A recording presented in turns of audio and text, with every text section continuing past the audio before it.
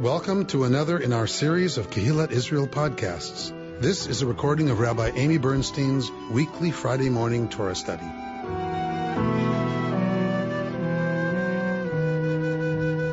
So this morning, we are in Parshat Shemini. And in thinking about what to do for Shemini this year, sometimes I always tell you, it feels a little on the nose. And then I do it anyway because I found something really meaningful. Well, today we have a lot going on in the Parsha, but the burning deaths of Nadav and Avihu was I can't. I just can't. It's too soon. Too soon. So, we've studied it lots together. It's not like it would be a new story for us.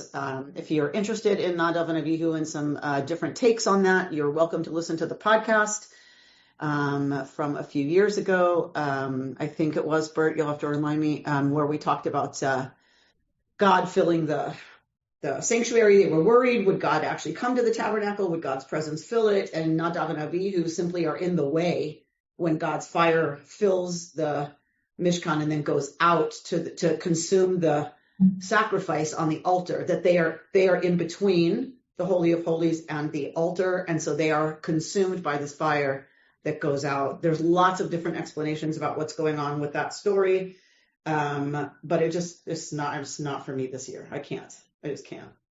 So what does that leave us with? That leaves us with Kashrut, right? Unless we do the whole year that, yes, I told you the other week, I did a whole shiur on suet, because this week's Parsha, we were in the triennial, and this week's Parsha was talking about burning the fat and whatever. So I did a whole thing on the suet. Yes. I know you all are glad I have left the triennial, right? When you do a whole shiur on the suet, yeah, okay. So we are going to look at Kashrut. Every time we do this, I say, we talk about these texts like they're irrelevant. We talk about Kashrut like it's irrelevant. And then as Reconstructionists and as progressive Jews, we need to be asking the question, well, what is relevant about our discussion about consuming Jewishly, right? That if we were taking that conversation seriously, then Kashrut is not irrelevant. We just don't have the conversation. We talk about our Kashrut practice. We don't really talk a lot about where is Jewish teaching around consumption. Where is it relevant and where is it helpful, and why aren't we having that conversation? I say this every time we study Kashrut. So I decided today, maybe we'll have a little bit of that conversation. Let's at least start talking about some of the parameters of that conversation and what that might look like. So that's part of where we're going to go this morning. So we all know the Kashrut laws are quite in depth. Again, we've looked at this from different angles. We've looked at it from an environmental perspective, that what the Israelites are told they can eat are flocks that do not compete with human beings for food, so that you are not having to grow grain and other things that you have to feed the livestock and feed human beings. So sometimes it's an either or. So that the flocks do not compete with humans. They don't eat the same food. The other thing is talking about that what we eat somehow, according to our tradition, has something to do with, you actually are what you eat. If you've watched children grow, it's kind of an amazing thing. You put cereal in them and it becomes muscle and bone and heart tissue and hair and fingernails, right?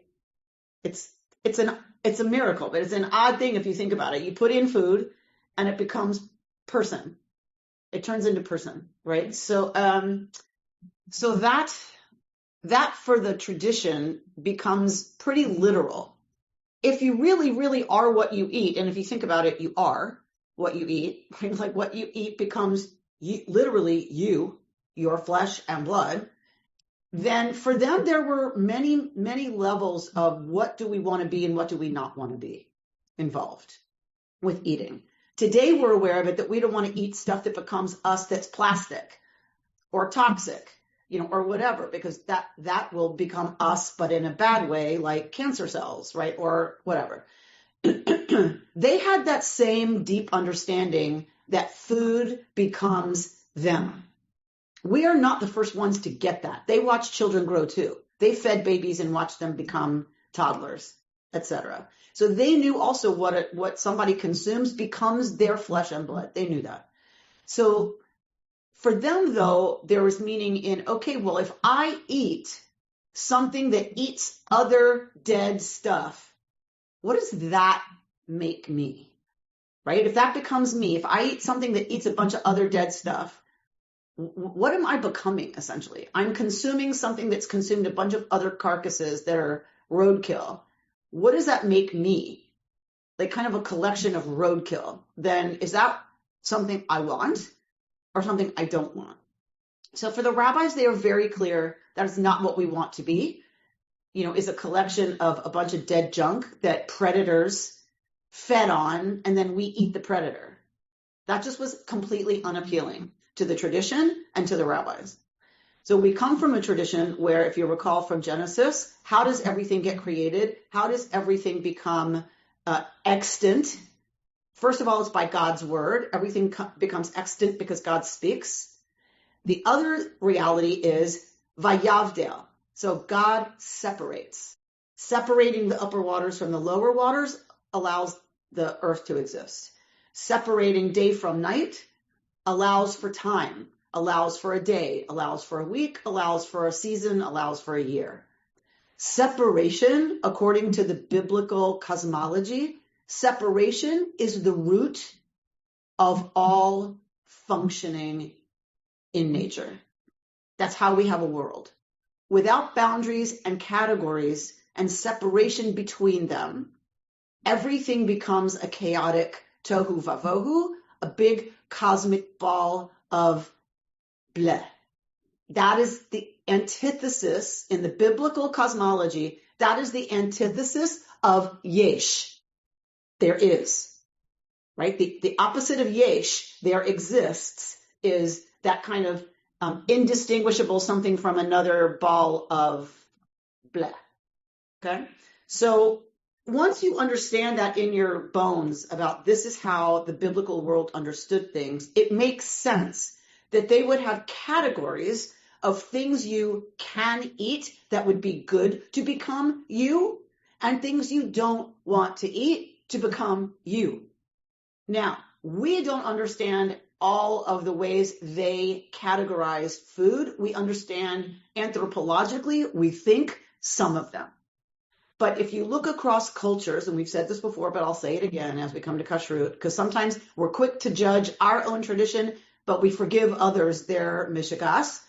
Look across traditions and it makes no sense what you eat being disgusting or that's really yummy.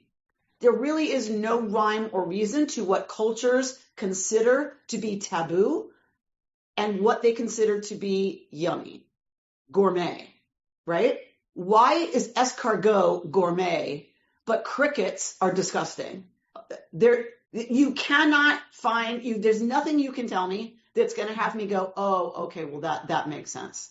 That escargot is a delicacy and grasshoppers are not, because, and there's nothing you can say after because that will convince me other than that's what we like and we think those are gross. That's the only because that I will accept, right? So, and anthropologists are very clear about this. Food taboos are among the most disturbing to us when they're violated, right? So if you feed me something and I find out after I've eaten it that it's crossed a taboo for me culturally, like I'm literally going to be probably a little nauseous, like a little sick to my stomach, right? It's that basic for us.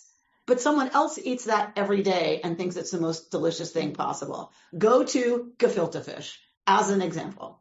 Go to somebody not raised with gefilte fish, explain what gefilte fish is, show them a piece, have them smell it, and then say, would you like to eat this?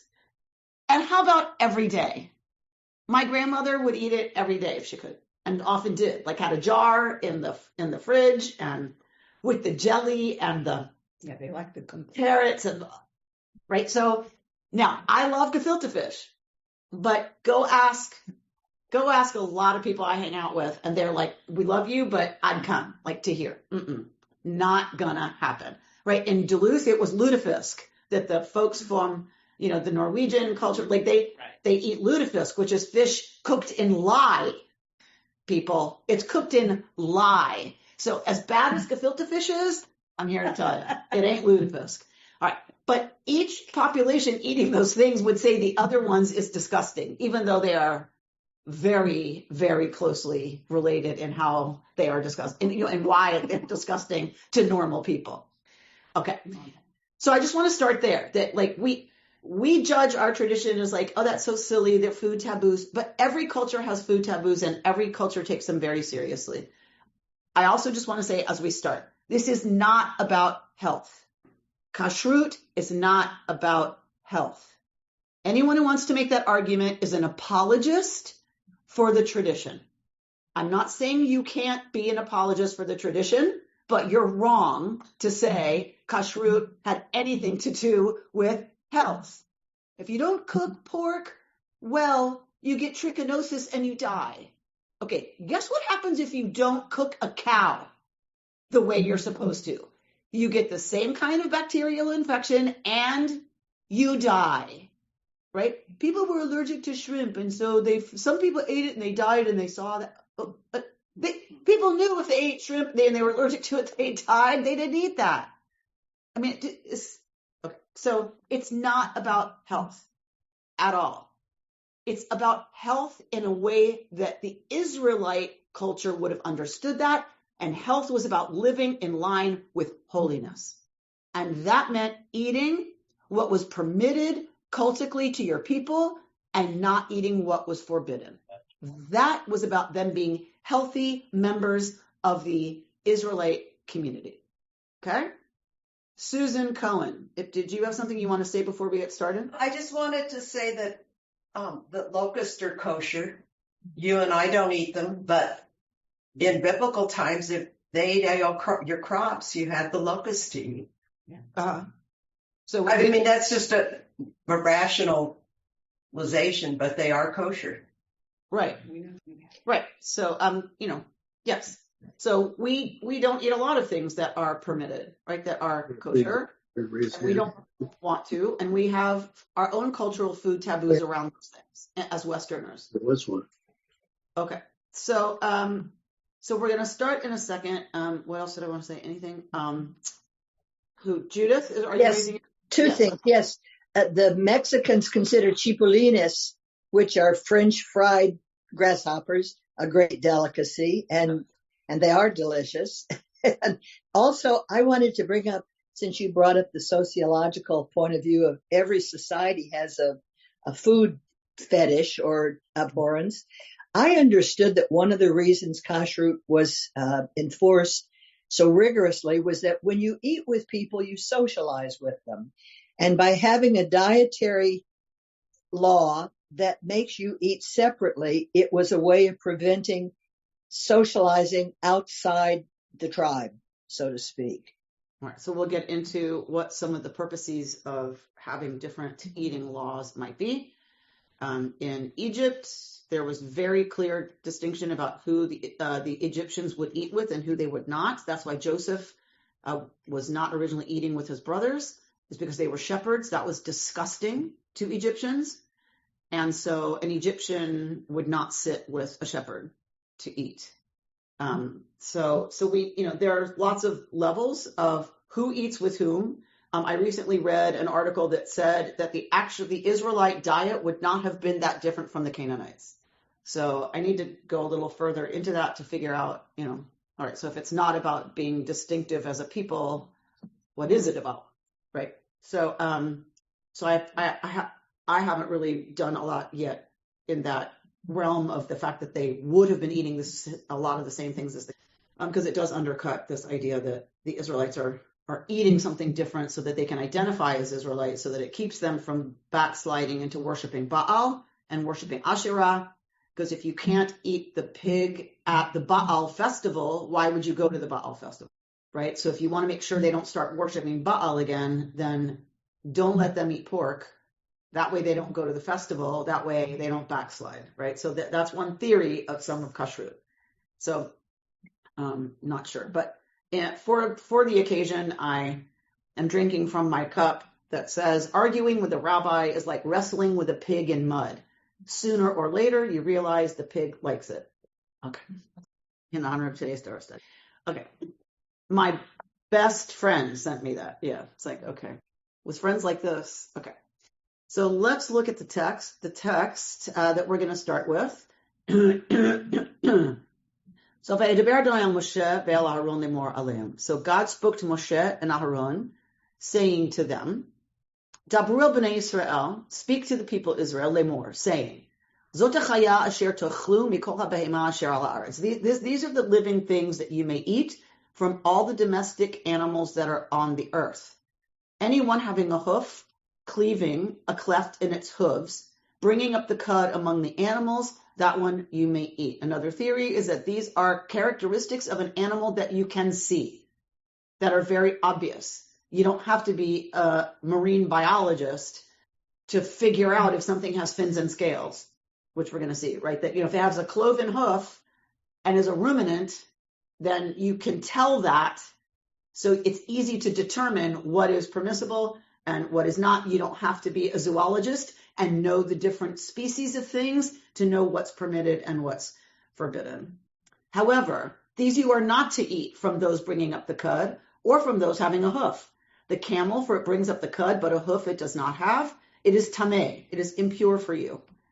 The hyrax, for it brings up the cud, but a hoof it does not have. It is tameh. It is impure. The hare, for it brings up the cud, but a hoof it does not have. It is tameh. It is impure. The pig, for it has a hoof and cleaves a cleft in the hoof, but as for the cud, it does not chew up. It is tameh for you. Please notice that it is the pig is not treated any differently than any of the other categories that we just said. Ruminants that do not have a split hoof are tameh. They are impure. It has become associated with us that pork is a particularly offensive food taboo for Jews, but rabbit, according to our text, is no different. Right? It is the same thing. It is tameh because it does not fulfill the two criteria of being a ruminant and having a split hoof. From their flesh you are not to eat, their carcasses you are not to touch. They are tameh for you. They are impure for you. There's nothing wrong with them. Notice, the text is not suggesting anything is wrong with this category of animal. It is tameh for you.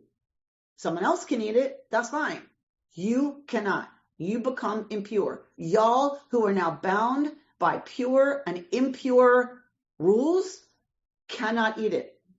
These you may eat from all that are in the water. Anyone that has fins and scales, whether in the seas or in the streams, them you may eat.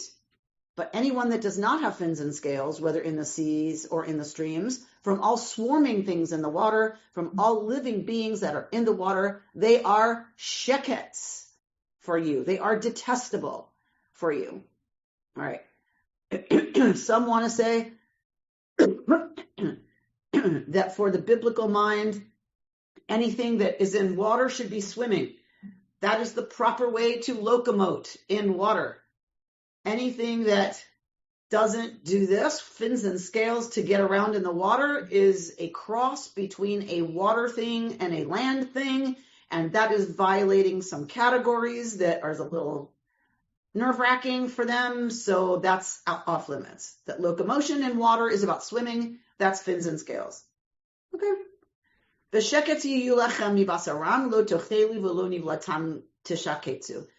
remain detestable things for you. From their flesh you are not to eat, and their carcasses you are to detestify. Anyone that does not have fins and scales in the water, sheketsu, it is detestable for you. This is what you are to abominate from the birds. They are not to be eaten. They are abominations. The eagle, the bearded vulture and the black vulture. These are, of course, birds of prey. And the kite and the falcon after its kind, every sort of raven after its kind, the desert owl, the screech owl, and the seagull, and the falcon after its kind. The little owl, the cormorant, the great owl, the barn owl, the pelican, and the Egyptian vulture, the stork, the heron after its kind, the hoopoe, and the bat. Any flying, swarming creature that goes out on all fours, it is detestable. Again, this is a crossing of categories. Something that walks on all fours but flies.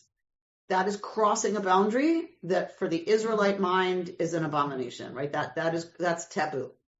Okay? Notice it doesn't say it's unhealthy, it's bad for you, nothing like that. Abomination, this word sheketz, is all about taboo. These you may eat from any swarming creature that goes about on all fours, those that have jointed legs above their feet with which to leap on the earth. For these, from them may you eat the locust, the bald locust, the cricket, and the grasshopper. Thank God. But every other flying, swarming creature that has four legs, it is detestable for you. Okay, again, so possibly having a bend above the foot suggests it's supposed to jump on the earth, not just fly.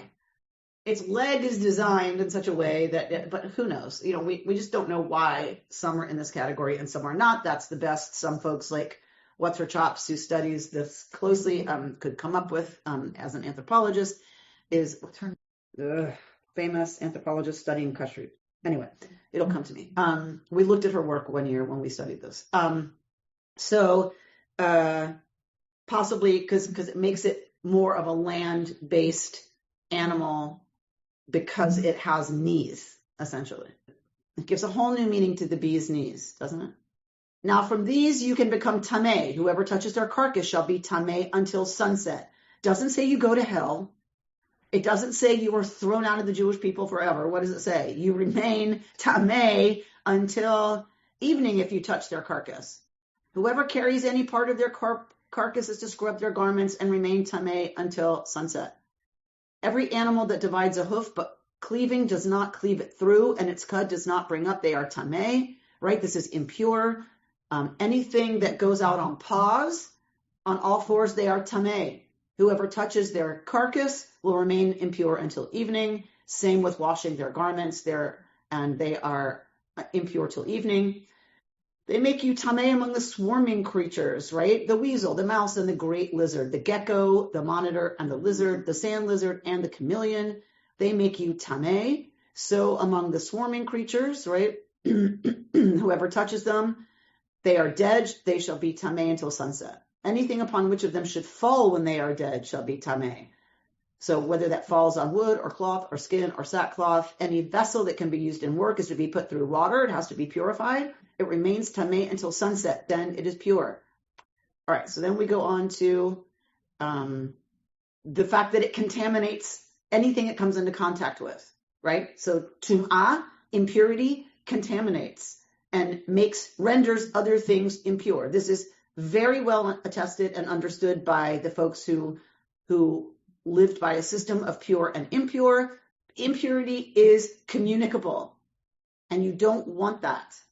You want the camp, you want the Mishkan, you want everything to be tameh, pure, so that God's presence can be here. Tahor, pure, so that God's presence can rest there. God's presence is only tahor, it's only pure. It cannot rest in a place that is tameh.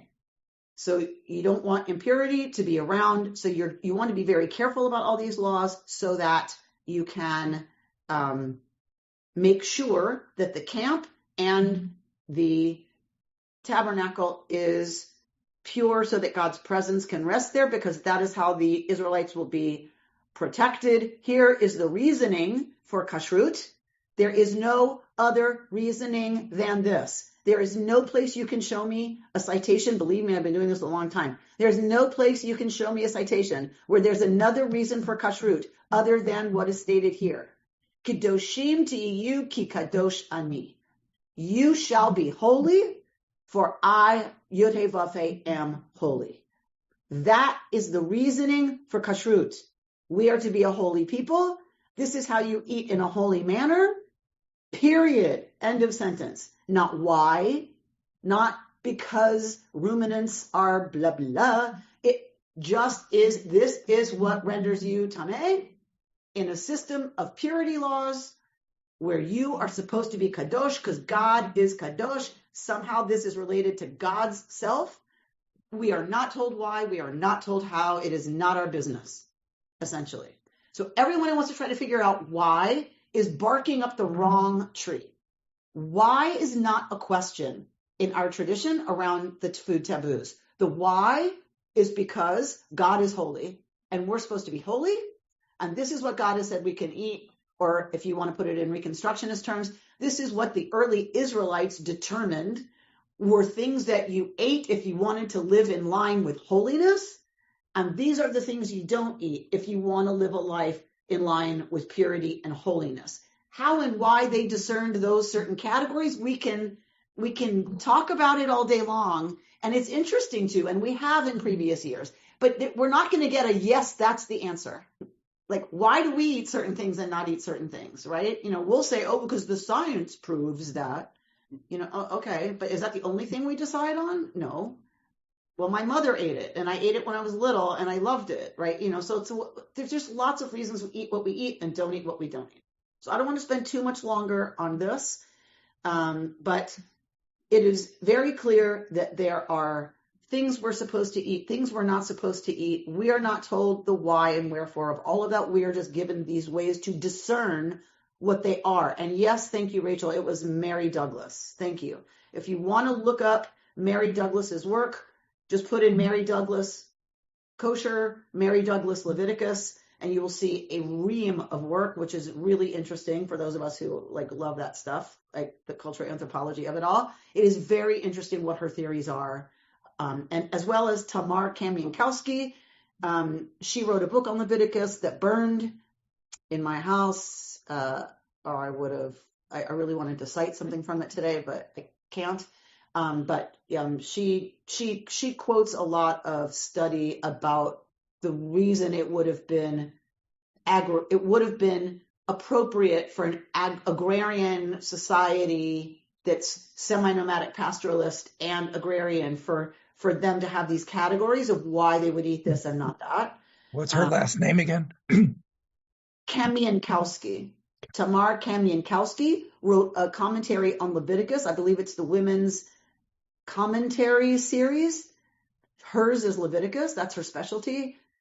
And it's a great chapter on Kashrut. A really good, and I forget who she quotes, that brings forward these ecological studies about why it might have been a really sensible thing to have these categories of okay and not okay, given the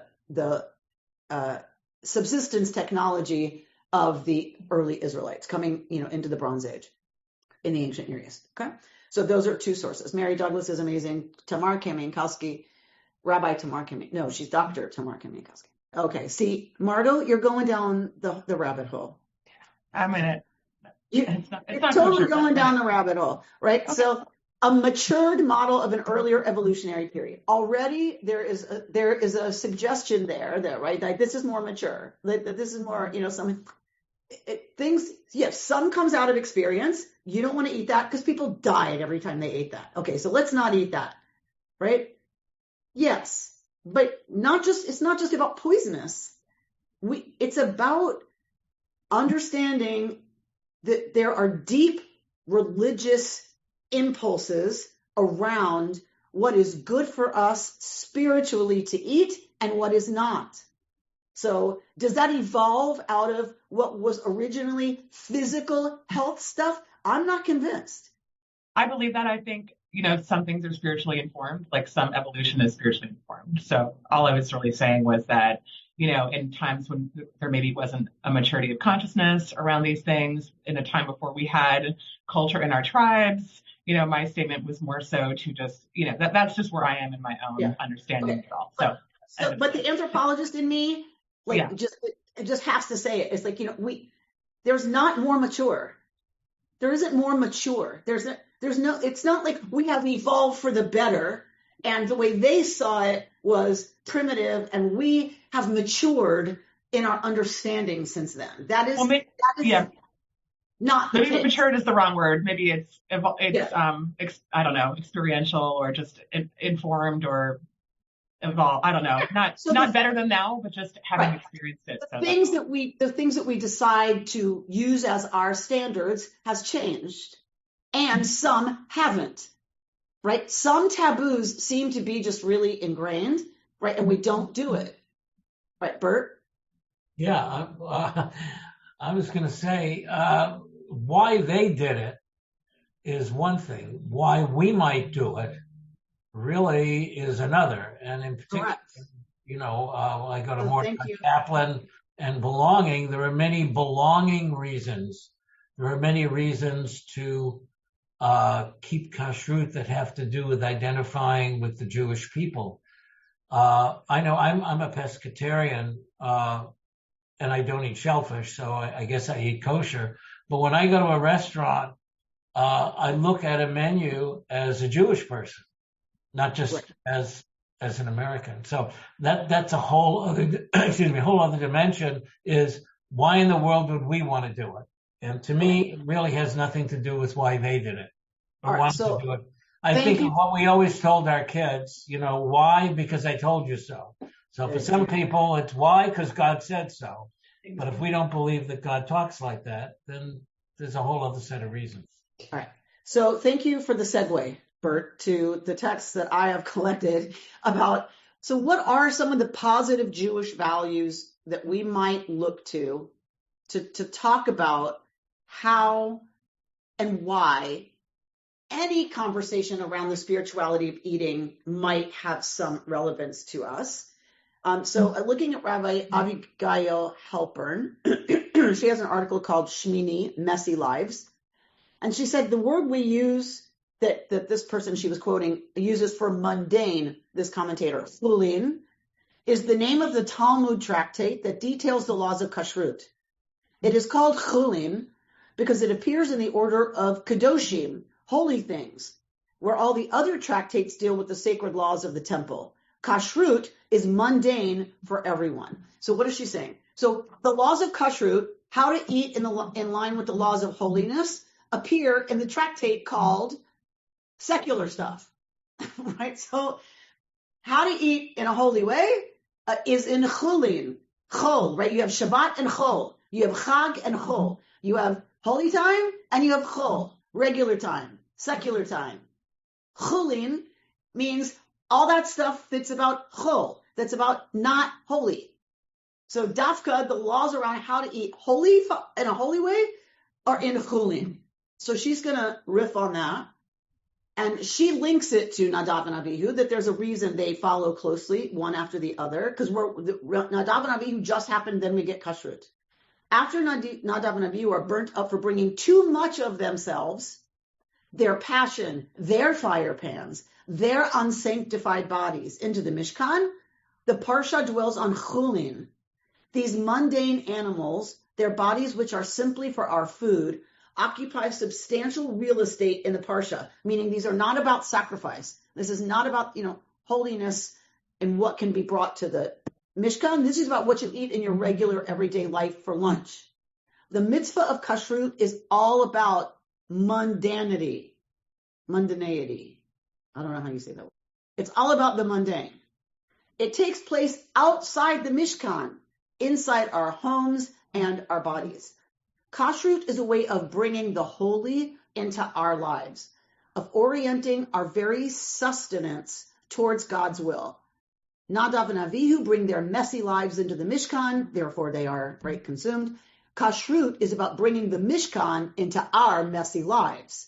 That is where it belongs. Chulin is important. So she's arguing that chulin doesn't mean less important. Just because it's not kadosh, it's not holy, she's saying the laws of kashrut prove that chol, regular, secular, doesn't mean less important, right? Because your lunch is one of the most important things to you, isn't it? I don't know about y'all, but I can't wait for dinner every day. I can't wait. When I'm finished with my day, I cannot wait to eat. I love it. Dinner, this is my favorite meal. So, why did I say that? What's my point? It doesn't mean it's not special or important that it is secular. What she's saying is the opposite. Eating is so important, chol is so important, that we're supposed to bring the Mishkan, that idea of separateness and holiness and thoughtfulness, into our bologna sandwich eating, which I really love. I love that our lives are supposed to be chol. We can't do Shabbat all the time, or nothing would function, right? And we want to bring that holiness into chol. Chol is no less important than kadosh. Okay. What Parshat Shemini teaches us is that while we are asked to adhere to God's will, it is also God's will that God be in our lives as we go about our days. God is in the Mishkan where we might feel terror to enter, but God also wants to be with us when we sustain our unsanctified bodies. God wants to be part of our lives, not to engage with us only when we divest ourselves of everything we bring with us to the sanctuary. We do not need to wash the mundane off our hands to engage with God, right? That God wants to be part of your eating a peanut butter and jelly sandwich. I love this interpretation, right? That God is seeking to be, in the laws of Kashrut, is seeking, and of course we're reconstructionists. So the Israelites were seeking for a way to bring the divine into even the most mundane of Cheerio eating. And the way they did that was to categorize things, not by what's good for me or what's not good for me, what tastes good, what doesn't taste good, but by some system that we don't completely understand.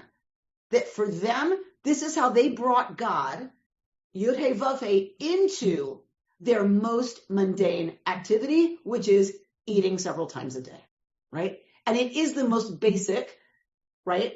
And in that, I will give a nod to what Margot's talking about.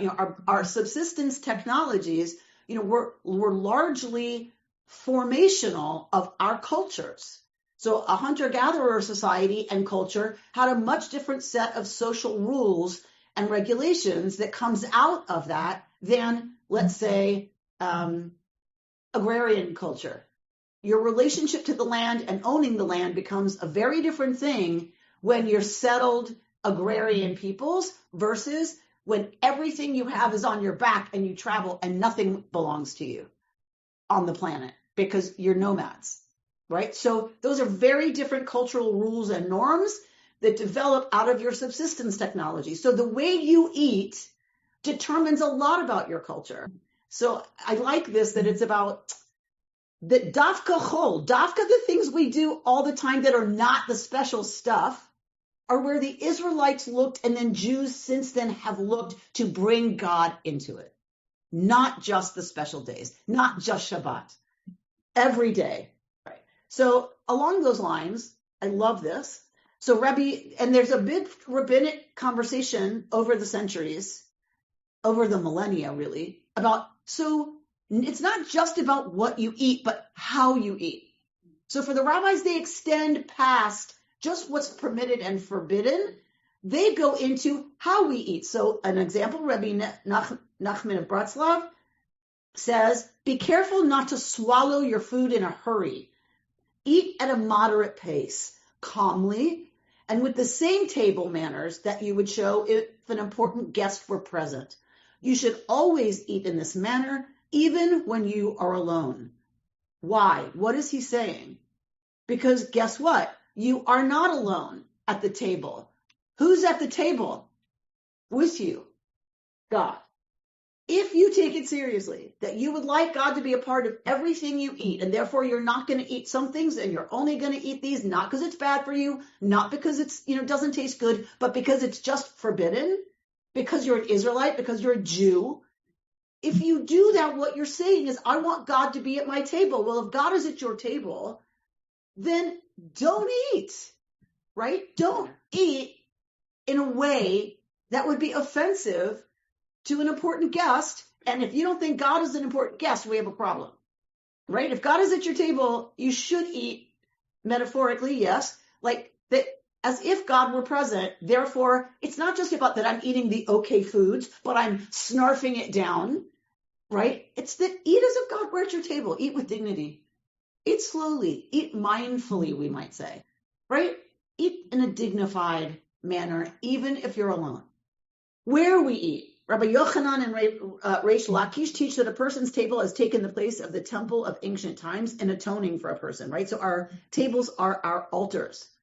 One understanding of their statement is that when a person eats in holiness at their own table, they have made proper use of their table in a way parallel to the altar of the temple. This underscores the significance in Jewish thought of eating at a table and not while standing or walking, people. Today, some of our eating takes place at a desk or even in a car. Chas v'shalom. We will eat more healthfully and with more holiness if we take wholesome meals at a table. The rabbis, there's a place in the Talmud where they say that only animals eat standing up. Do not eat like an animal. Eat seated like a human being. So COVID, I don't know if you all remember, there's no reason you would, but during COVID, I swore one of the permanent changes I was going to take from COVID into my regular life once we were done with COVID was that I would never eat a sandwich in the car again, rushing from one meeting to another meeting. Never again. That was one piece of dignity I was going to carry forward, and I've kept to that from COVID. Is if I have a meeting and I know there's traffic and I'm going to have to be at another meeting, then schedule yourself, Amy, some time to sit down and eat a sandwich. It was just, I realized how gross that was. Like I was dripping it all over. It's like, and I'm eating in the car while I'm like, what is that? What is that? That we don't take our eating seriously enough to even stop for food. It's like, okay, that has to stop. So I love this teaching that it's about, it's about also just taking seriously our own need to kind of sit down, stop what we're doing, right, and eat like a human being. That's what my grandmother used to say, eat like a human being, which meant sit down. My hair had to be back. You weren't allowed to sit with your hair in your face. Like that was disgusting to my grandmother. So you had to pull your hair back. And you had to be seated at the table. It's like she would say, eat like a human being. It's very traditional for us. Sharing food and wisdom. In Pirkei Avot, Bert's favorite, we learned that Rabbi Shimon would say, 3 who eat at one table and speak words of Torah, it is as if they have eaten at God's table. A shared opportunity for blessing before and after one eats also serves to connect the act of eating to a higher purpose. These practices elevate our bodily needs and can help transform our eating to become an act of holiness and devotion, right? So we say hamotzi before we eat, or a bracha for whatever we're about to eat. Then we say birkat hamazon after we eat, the big grace after meals. Benching, which is the Yiddish word for blessing. Benching after the meal, blessing after the meal. It's easy to say a blessing when you're hungry. It's harder to take the time to say a bunch of blessings now that you're sated.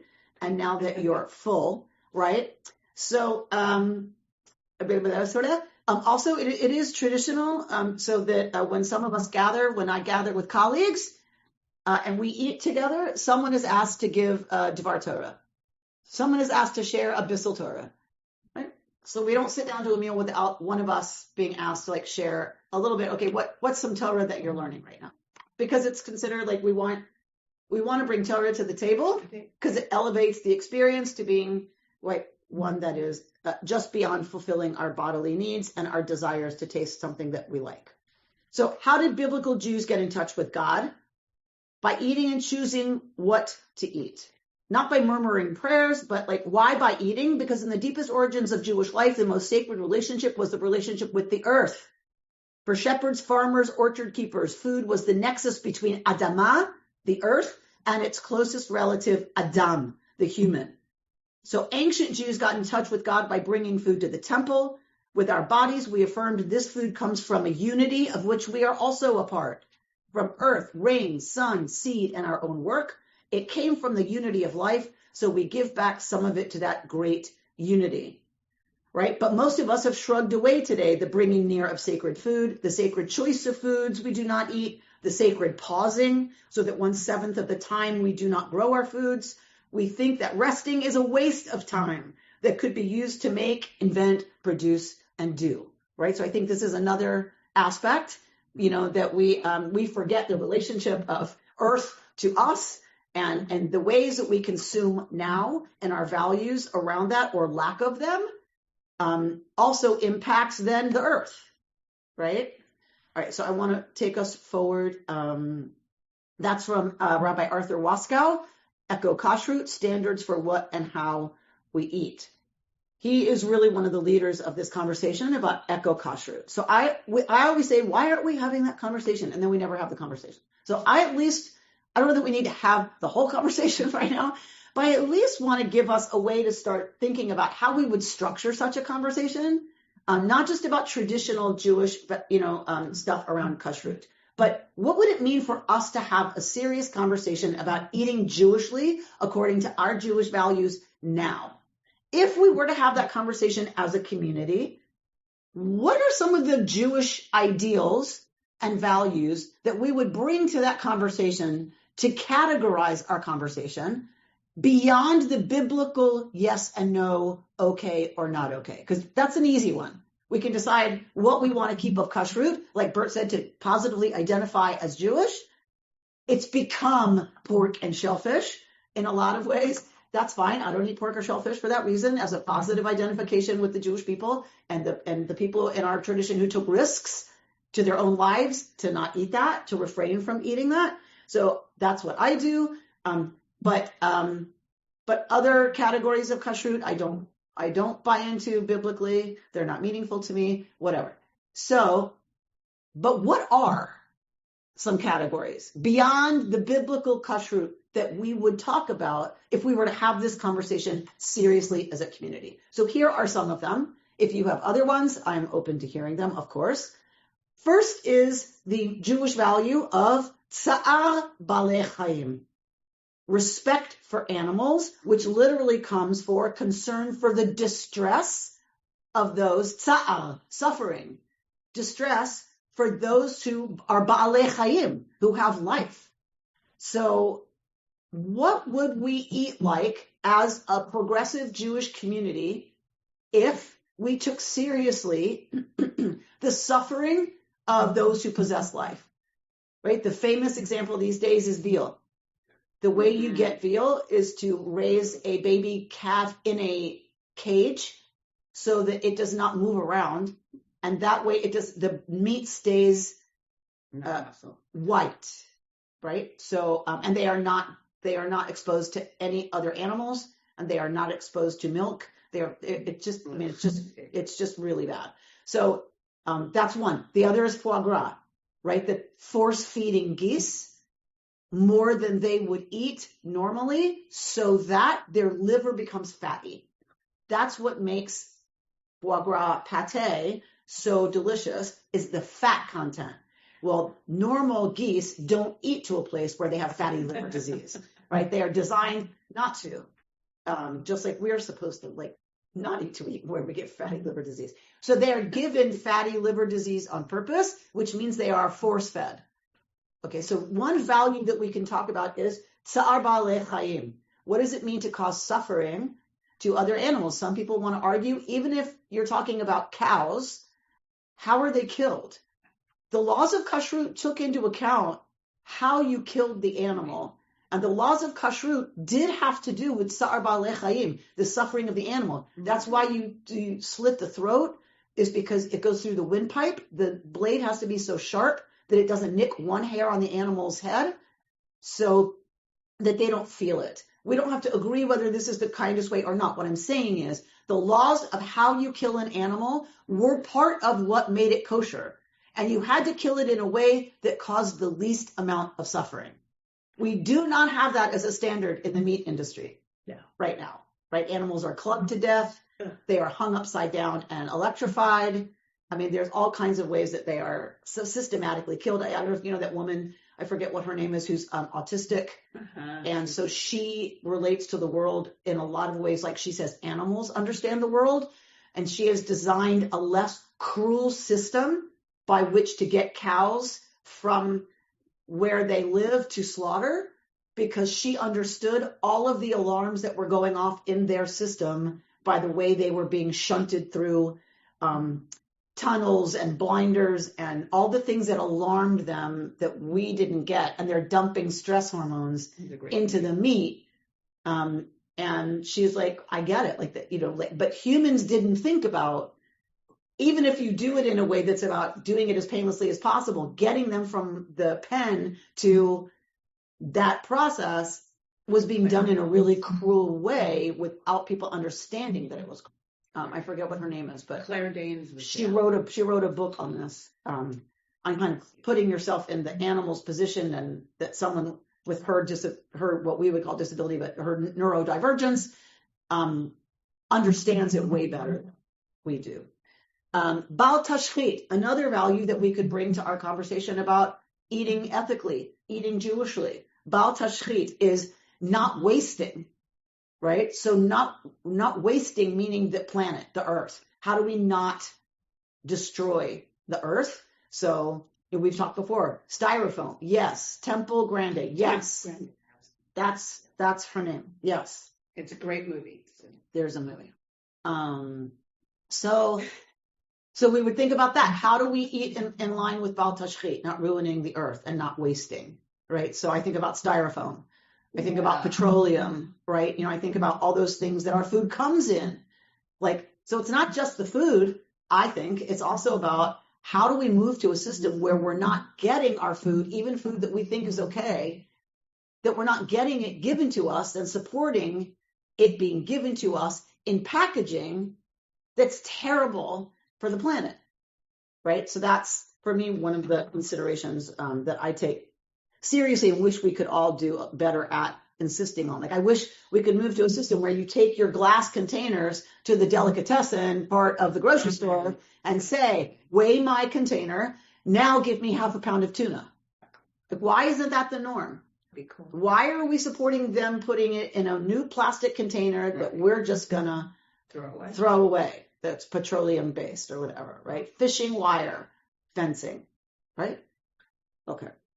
Another one is shmirat haguf, right? A protection of our own body. So again, BPA, right? You know, like, we don't want to eat carcinogens. We don't want to eat things that are going to be toxic for us and our children, God forbid. So that's yet another way. So going back to the health conversation, there are ways to eat in line with holiness that are about health. Physical health is not irrelevant to the conversation. It just isn't the Israelite bottom line of what's permitted and what's not. But it's not irrelevant, right, for us to talk about spirituality around eating would also encompass what's good for us physically, right? That we know from science, don't eat that. I don't care if it's kosher. It's bad for you. Don't feed it to your children because it's going to become child, right? Tzedakah. So how do we consume in line with our values around justice, around equity, right? So if I'm eating, and it's about tzedakah, then it might be about, do I only eat fair trade chocolate or fair trade coffee? Because those are industries where people who don't have a fair living wage make so much less than people who do, that spending our dollars on fair trade actually matters. There's some industries, they argue, and I don't know all the economics of it, but is not as important. Chocolate and coffee, I know, are two. I'm sure there are more, where it makes a huge difference if we buy fair trade or don't. It's about whether or not their children have shoes and can go to school. So the Food Empowerment Project that Rachel's telling us has a list of, you know, what we can shop for as in terms of fair trade that will empower communities. And so that's another category that I think we should be having a conversation about what's okay and what's not okay as we think about consumption. And last is bracha and kedusha, so consciously affirming a sense of holiness and blessing when we talk about food. So how do we do that? We tend to say a bracha before we eat. We tend to, when we get together as a group of Jews, we tend to want to do something after we eat. In the Talmud, there's a conversation about, okay, yes, we're supposed to say grace after meals, but what if you're finishing your meal and robbers are coming And so pikuach nefesh, saving your life, which is the most important value, says you need to get on your horse and get the heck out of here. There's no time to bench. What do you do then? Because the Talmud is concerned with such things.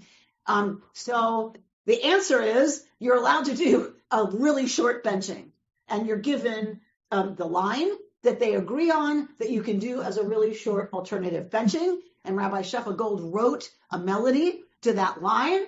So we famously in the Reconstructionist movement sing Shefa's line often as our benching, because like we want to do the short line. But anyway, okay. So what was I going to say? So these are some categories that we can start to get more familiar with. What is that line, Tim? Ve'achalta v'savata uverachta, right? You shall eat, you shall be sated, and you shall bless. Ve'achalta v'savata uverachta. Yeah, but I don't know if that's the line though. That's the line from Torah, but I think there's another line that we're allowed to say for the full benching. It'll come to me at 2. All right, so you can look on your own at this sheet. It's a public BERT on Sefaria.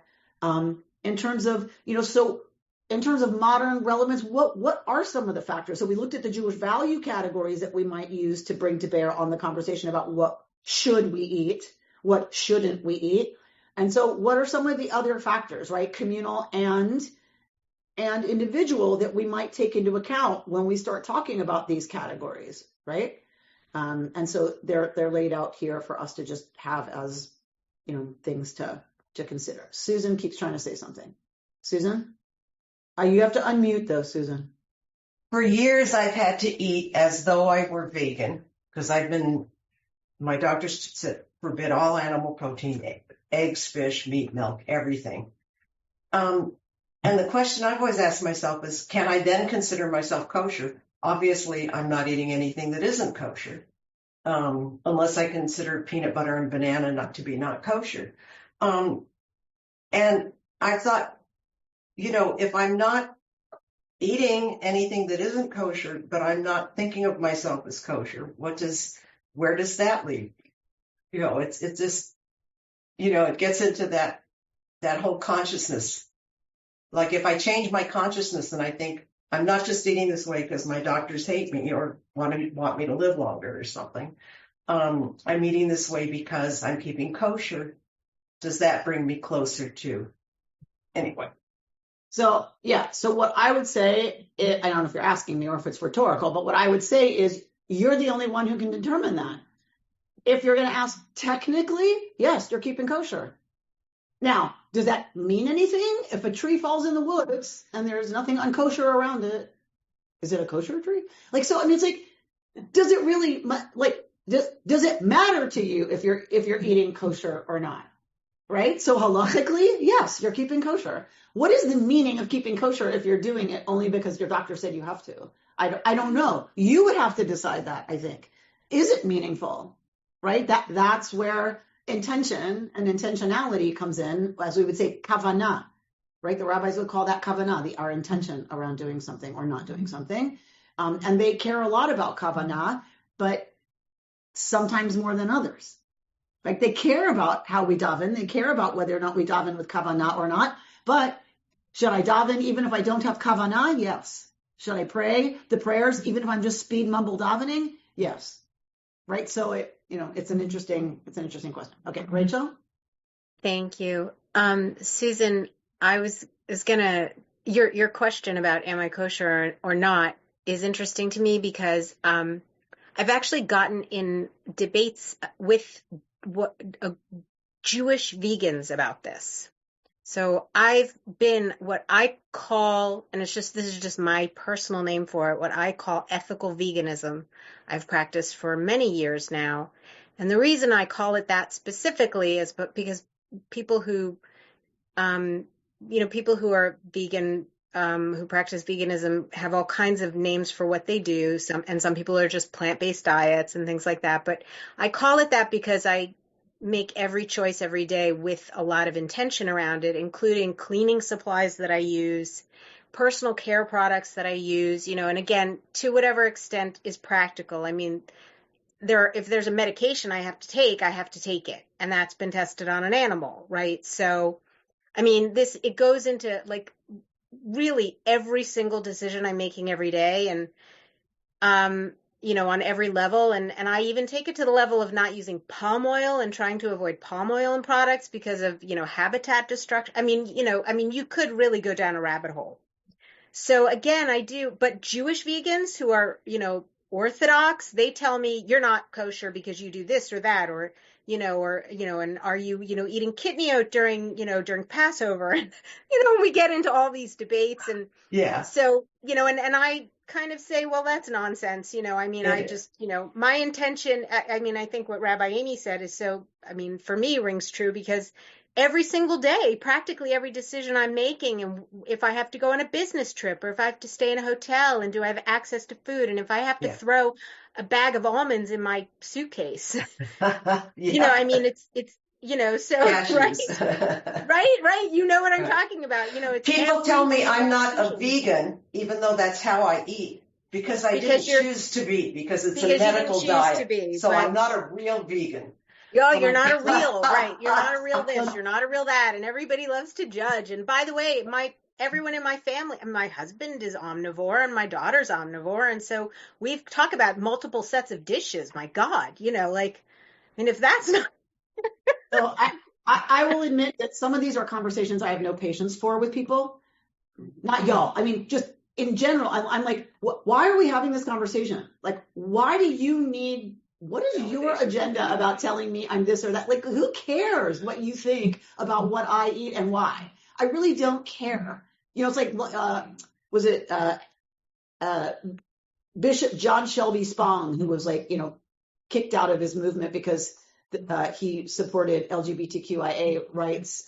So Bishop John Shelby Spong said he no longer uses the word religion for anything that isn't bettering humanity. Mm-hmm. He won't use the word religion. He says it's something else. It's not religion. Because, people say good religion, bad religion. He said it's not religion. If it's not helping you be a better person and society by, tapping into something bigger, it's by definition not religion. And I feel the same way around some of these other, it's like, what? Why are we having this conversation? Am I really kosher or I'm just being medically? Shh, who cares? Shut up. Okay, wait. Margot.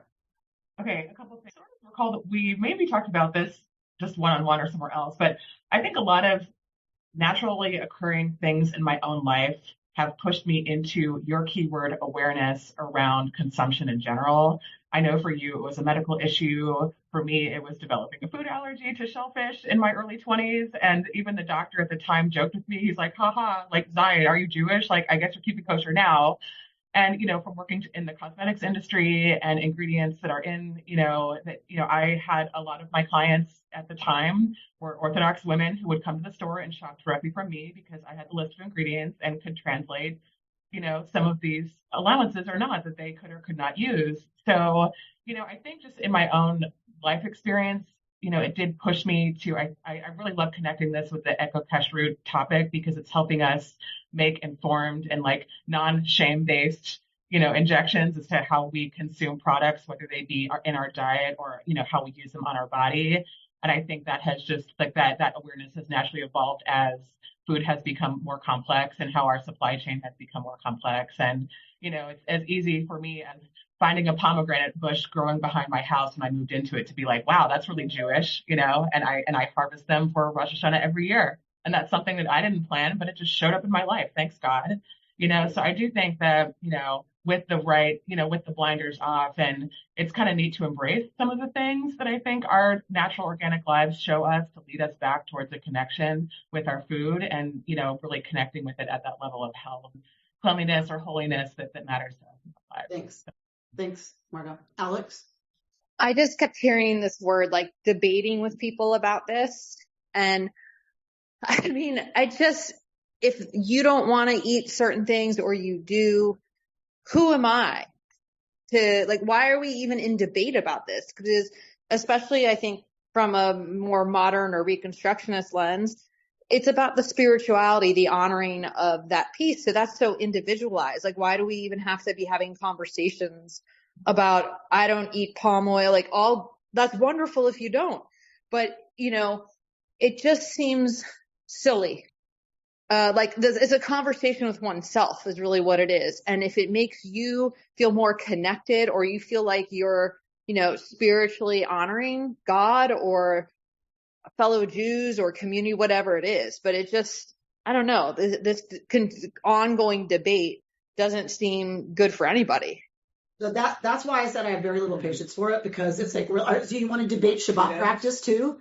Like you want to start debating, how much gossip you say? So it's like, why eating? Like, why dafka eating? Like, people have all this kind of judgmental kind of like holier than thou stuff around eating, which makes me crazy. It's like, well, let's talk about some other behaviors if we're going to go there. You want to go there? Exactly. Why are we going there? Like, when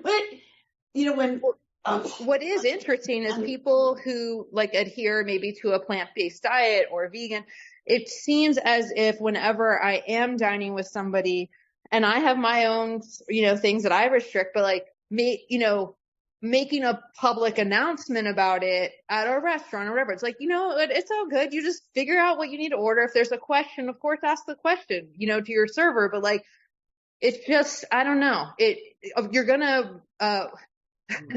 You're going to invite debate, especially if you're really vocal about it. And that's fine too. It's just, again, how spiritual is that? Well, right. So that's the real question. What's the real agenda? Right. It's like what is an argument about even? Like what, that somebody's more kosher than somebody, really? Like what, that's not like a thing. And it's like Christians want to tell me that my texts are about Jesus, right? I'm like, look, first of all, if we're going to have this conversation, let's have it in Hebrew. That's fun. We're going to talk about the text. Let's do that, about what that translation really is, and let's have that conversation in Hebrew. But the other thing is, like, it's just so. What I've learned is I've stopped arguing. I won't engage with it. What I say is that is really disrespectful. I don't try to tell you, what your beliefs mean or what's legit about yours and what's not. I would appreciate the same respect around my beliefs. I'm not going to defend them. I'm not going to defend my interpretation of the text or my relationship to those texts. And I feel the same way when I get in a conversation about food. I feel like I'm not going to defend my practice. If you want to ask me with real curiosity about how I make those decisions and where it's meaningful to me, I'm happy to engage in that conversation, but not defending what choices I make and which I don't, because we all pick and choose all the time. That's how we are as human beings. Oh, you want to pick and choose what you do? Yes, as do we all.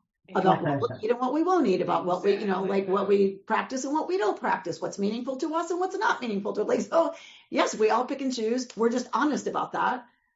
And, we all pick and that's my answer. We all pick and choose. These are my choices. Yeah. And if you want to understand more about that, I'm happy to have that conversation, but I'm not going to defend them. Absolutely. Because that is a pointless, ridiculous conversation that has become too much our style these days, is to have somebody be right and somebody be wrong, someone be better, someone be not as, machmir, not as, observant. It's just, I hate those conversations. And it's a total way of looking at the world of a zero-sum game. And I just won't do it anymore. So I empower us all to be about our choices, to be thinking as a community about our choices, and our consumption and all of those things, which is what I had a conversation with our kids about when they have this as their Torah portion for their bar and bat mitzvahs. This is what I talk about with them. I said, this is about ethical consumption. How do we consume in a way that's in line with holiness? And I ask them, where are we not doing such a great job about that? Right? And they can tell me, right, that we are consuming things that then go into the ocean, that then kills wildlife, kills coral, kills fish. They can tell me that seagulls eat lighters and die. So they get it. And so, because we're doing a decent job, at least, of educating this generation, that there are ethical concerns around consumption. So I just want us to be aware that it's very, very, very old. It's foundational in our tradition to understand that we don't get to eat or consume however we want. We are supposed to do that in line with our values. We need to figure out as liberal Jews what that is for us, each of us in our own homes, with our own bodies, but also as a community, what we agree, like is ethical to consume and what's not.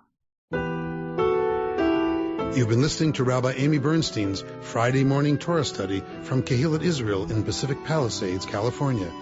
For more information, go to our website, www.ourki.org.